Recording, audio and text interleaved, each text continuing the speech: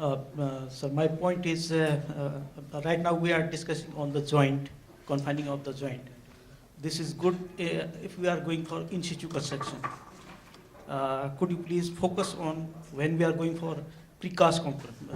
No, I can't focus. I have no background in that, no idea. But yes, what I can say is that in case of precast construction, there is a problem. It's well known for so many years that during earthquake, precast construction is not performing well, particularly because of the joints.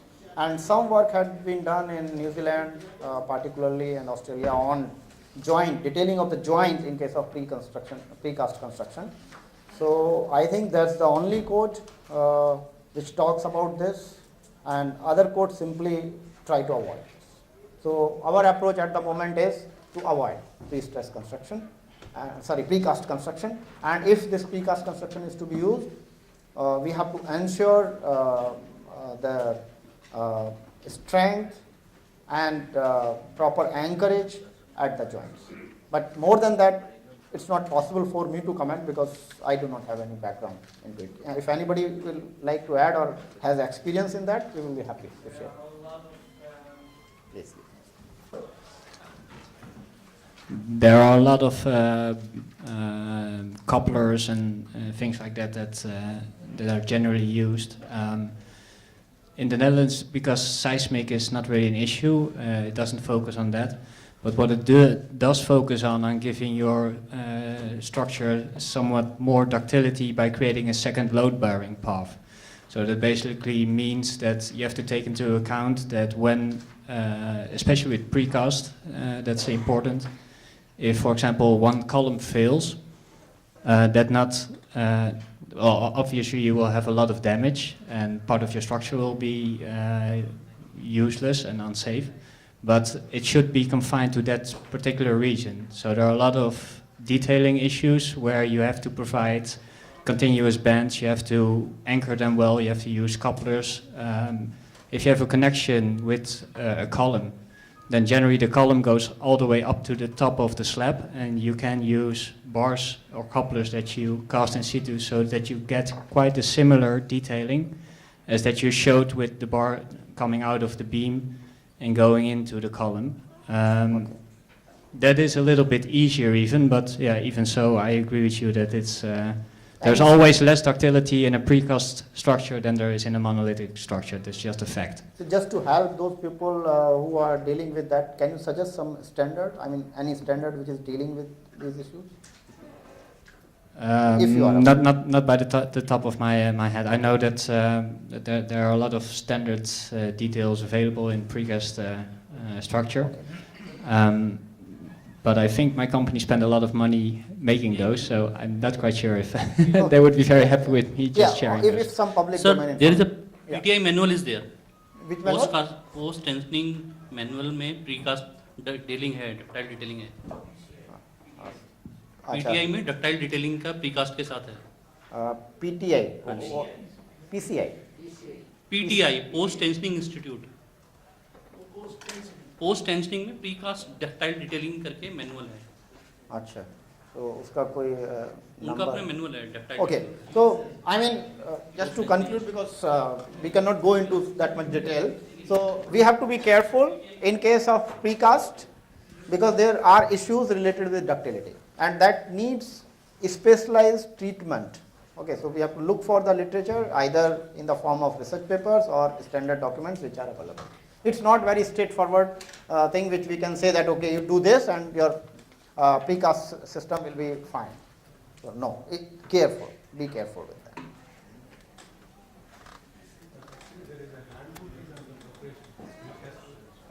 Some handbook is under preparation. Yeah?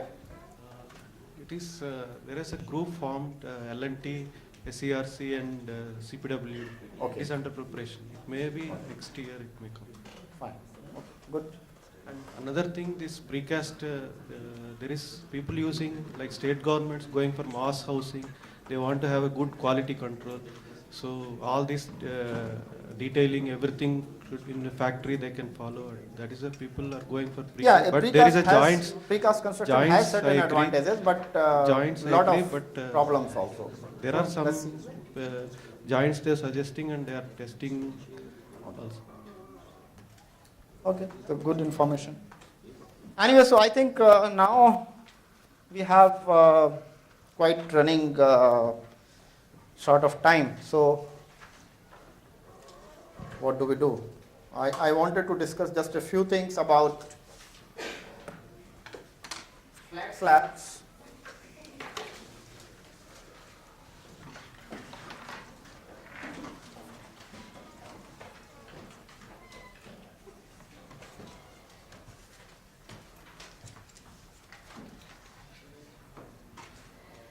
Well, it is not an standard. The topic of our course is IS 1893 versus Eurocode 8. But what I am now covering is my personal view, you can say, or my personal research. So it's not in the form of a standard. So I am only sharing the ideas which I have with you. It's not in the form of any standard. Okay. So the problem which we have seen in case of these flat slabs is the punching shear failure. And because the energy is to be released somewhere, we are never designing for the full earthquake force, and in case of flat slabs we are not designing for any lateral force. Basically it is designed for gravity only, and when the earthquake force will be applied, the joint between the flat slab and the column will be subjected to very large shear force, and there the failure occurs, which have been observed in past. So if we try to understand this mechanism of transfer, this transfer occurs, is it okay? Visible? Some problems? Hmm? Yeah, okay. So we can see there are two mechanisms through which the unbalanced moment between the slab, the two sides of the slab, is transmitted to the column. So if we try to see the equilibrium of this joint, there will be moment coming from this side, there will be moment from that side, and whatever will be the unbalanced moment will be transmitted to the column. This is transmitted through two actions. One is the flexure, or through the portion of the slab which is in front of the column. So this is transferred through bending. Bending means that compression on one face and tension on the other face. But this is also transmitted through the sides of the column. And when it is being transmitted through the sides of the column, it has a torsional effect. So there is a flexural component of transfer, moment transfer to from slab to column, and there is a component which is being transferred through torsion. And if we see the stress distribution on the two faces, it's something like this. Due to the flexure part here, there is a shear generated here. So that is causing shear stress on this face, and due to this torsion which was coming here, there is a reversible, there is a shear force which is changing its direction about the center line. So this is giving rise to the torsional component, and this is basically transferring the flexural component which is coming here. And some studies have been conducted on how much component is being transferred through flexure and how much, what component of this total unbalanced moment is being transferred through torsion. And this is just one typical failure, just to show you that this is prone to failure during earthquake, and such systems are known to be quite vulnerable until unless supported by some other primary system. So the issues which we have in case of flat slabs is that the flexure failure of the slab can take place if the longitudinal reinforcement is not adequate, so it can fail in flexure. Then the joint can also fail in two modes. It can either fail in flexure through the flexural component of the moment, unbalanced moment being transferred, and it can fail through punching shear. The flexural failure is relatively ductile, and the cracks in that case will appear at the bottom surface, and the punching shear failure is relatively brittle, and it initiates from the top surface. And if I want to estimate the stresses, the peak stresses here, so these stresses, shear stresses, can be estimated as the gravity stresses, where this Vg is the shear force at the critical section, which is d by 2 all around the perimeter of the column. V0 is the perimeter length and d is the thickness. So this is giving, like we are doing in foundations, this is giving us the shear stress due to gravity, and this is the total unbalanced moment mu, and part of that which is being transferred through shear, through torsion. So that is also causing the shear stress, and this sum should be listed by the section. So this should be less than the capacity of the section at the slab column junction. And this factor out of the total moment, what moment is being transferred through torsion is given by this factor gamma V, which we use here, and this is the remaining part of the unbalanced moment which is transferred through flexure, and the factor for flexure is given in terms of the dimensions like this gamma F. This is the factor for unbalanced moment transferred by torsion. Yeah, V is torsion, this is gamma V, and gamma F is what is transferred through flexure. Now, to take this flexural and torsional transfer of the moment to the column, we have to model the torsional behavior separately. So this is issue is dealt relatively more detailed in ACI code, and what we can see here, three components are there. One is the slab beam member, which is basically representing this effective width of the slab, which is responsible for bending along the column line. Then the column stiffness Kc, and a torsional member here, which is giving us the torsional rigidity.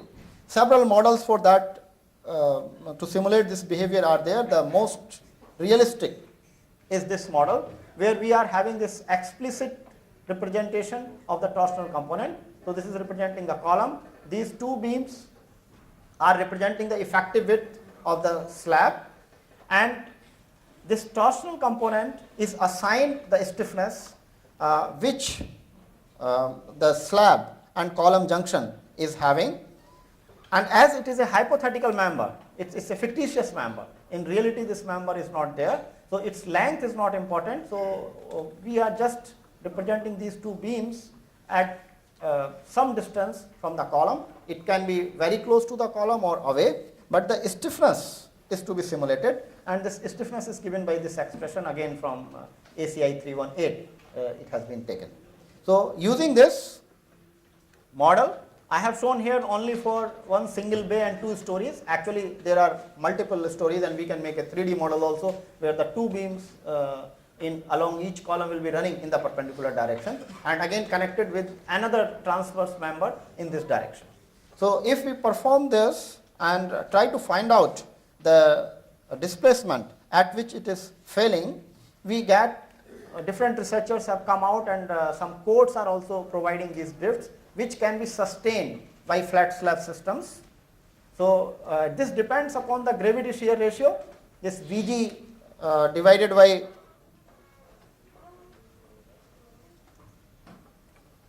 B naught d. So this is the gravity shear ratio. So the total capacity is Vn or greater than that. So out of that, this is taken by the gravity alone, and the remaining is available for transfer of this torsional moment. So based upon that, this type of relationships are available, where maximum interstory drift, which the flat slab can sustain before this punching shear failure, is given. And we can see that this is, if we have around 0.2, this gravity shear ratio around 0.2, this is a significant amount of drift capacity available. So here we are not talking about ductility. Keep in mind, this is the elastic drift, which is before the failure of the slab in punching shear.